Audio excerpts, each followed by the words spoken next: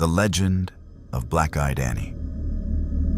There are places where the forest seems to swallow sound, where the wind dies the moment the sun disappears, where even the birds refuse to sing after dark. The people who live near those woods all know the same warning. If you hear 3 gentle knocks after midnight, do not answer, because it might be Black-Eyed Annie. No one knows who Annie really was. Some say she was an orphan who wandered into the forest during the winter of 1887 and froze to death searching for her family. Others believe she was never human at all, that she was something ancient that simply learned how to look like a frightened little girl. The only part of the legend everyone agrees on is that if Annie notices you, she never forgets. Daniel Harper had spent years traveling the country, collecting stories about haunted places. He hosted a small podcast where he investigated urban legends, abandoned buildings, and local myths. Most stories turned out to be nothing more than imagination. When someone suggested he investigate Black-Eyed Annie, Daniel smiled. "Another ghost story," he said. "I'll spend one night in the woods, record some creepy sounds, and head home." The locals begged him not to. An old hunter even grabbed Daniel's arm before he drove away. "If she knocks," he swallowed hard. "Don't even look." Daniel laughed politely. "I appreciate the warning." The hunter didn't smile. "I wasn't given one." The old ranger station sat alone beside a forgotten logging road. The nearest town was over 20 miles away. By sunset, the forest had become unnaturally quiet. Daniel noticed something strange almost immediately. No insects, no owls, no wolves, nothing. The silence felt alive. He set up cameras around the cabin and placed audio recorders outside. If anything happened, he'd capture it at exactly midnight. Every recorder shut off at the same time. The batteries, fully charged only hours before, were suddenly dead. Daniel frowned. "That's odd." Then, knock. 3 soft taps on the front door. He froze. The hunter's warning echoed in his mind. "Don't even look." Another 3 knocks came. Gentle, patient. The little girl's voice drifted through the wood. "Please. I'm cold." Daniel walked toward the door. "I'm sorry," he called. "If you're really out there, I'll call for help." Silence. Then the girl whispered, "You already know you won't have signal." Daniel instinctively reached for his phone. No service. How could she know that? He stepped toward the peephole. Just before he looked, something caught his attention. The dusty floor inside the cabin.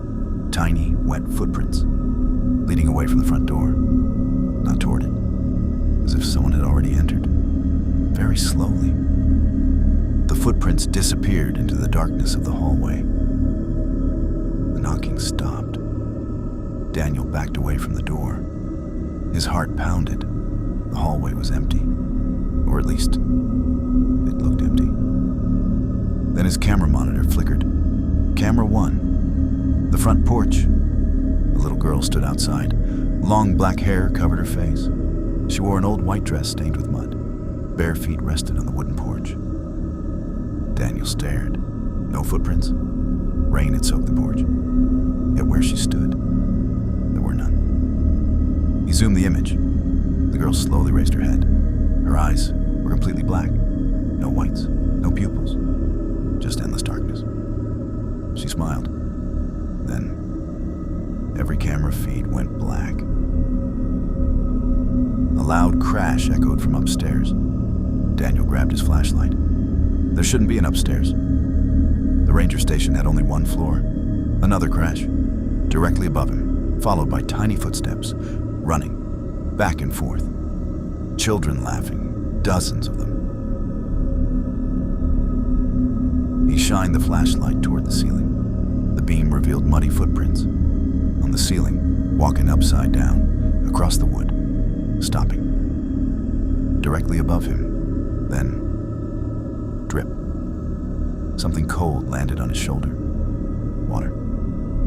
He looked up. A little girl's face slowly emerged through the ceiling, as though the wood wasn't solid at all. She stared at him with those endless black eyes, then smiled. Daniel screamed and stumbled backward. The face vanished instantly.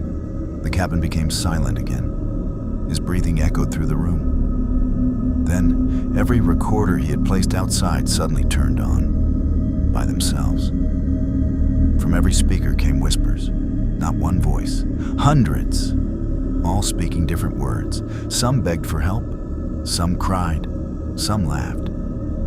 But beneath all of them, one sentence repeated over and over. Don't answer her.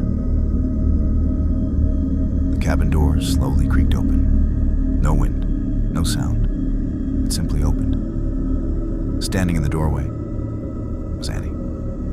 She couldn't have been older than 9. Her dress fluttered even though the air was perfectly still. She tilted her head. You came looking for me. Daniel couldn't speak. You wanted a story. She smiled wider. So did the others. She stepped inside. Her bare feet never touched the floor. She floated, slowly, effortlessly. As she moved, the walls around her darkened. The old photographs hanging inside the station changed. Every person in every picture now had black eyes. Even Daniel's reflection in the window. His eyes were beginning to darken. He squeezed them shut. When he opened them again, Annie was gone. Relief flooded through him until he heard breathing. Behind him, he turned. Nothing. Then breathing from the other side. Nothing. Again, closer, closer, closer. It came from everywhere at once. The entire cabin seemed to breathe. The walls began to pulse, like a heartbeat. Slow, heavy. Thump, thump, thump. Daniel ran for the door. It wouldn't open. The windows wouldn't break. His flashlight died. Darkness swallowed everything. Then, tiny hands grabbed his ankles. Cold. So cold they burned. He kicked wildly. There was nothing there. Yet the hands remained, pulling, dragging him toward the hallway. At the end of the hallway stood Annie. She wasn't smiling anymore.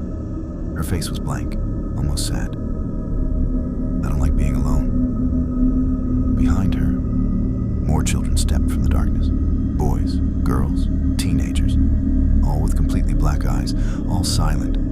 They surrounded Annie like a family. She reached out her hand. Stay? Daniel remembered every warning. Never answer, never look, never touch. But fear makes people do impossible things. He reached toward her, just enough to push her away. The moment his fingers brushed hers, every light exploded. The cabin vanished. The forest vanished. Everything vanished.